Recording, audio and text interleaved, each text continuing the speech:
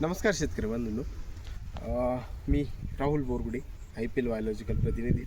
आपल्या IPL biological limited या पेजवर आपलं सहर्ष स्वागत. तर आजचा प्रमुख विषय हा टोमॅटो पिकासंदर्भात आहे. तर टोमॅटोला येणारा गेरवा किंवा तुमचा बुरशीजन्य करपा यावर आपला आजचा विषय.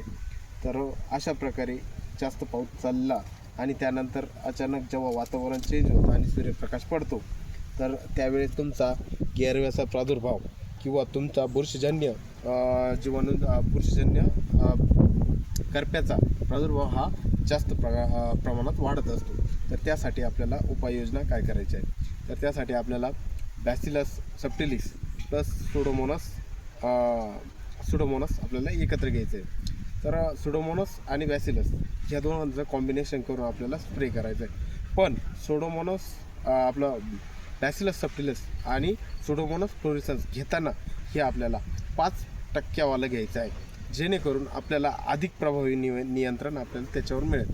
5% घेत असताना त्यामध्ये आपल्याला ऑप्शन काय, तर IPL बायोलॉजिकल लिमिटेड या कंपनीचा आपल्याला सबटिलिन तसेच स्पोरिडेक्स ही दोन्ही आपल्याला जैविक बुरशीनाशकांचा आपल्याला वापर यामध्ये करायचा आहे.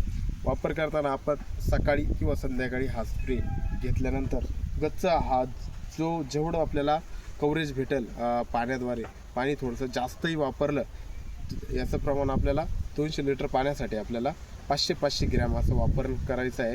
आणि पूर्ण कव्हरेज भेटेल असा फवारणी करायची आहे.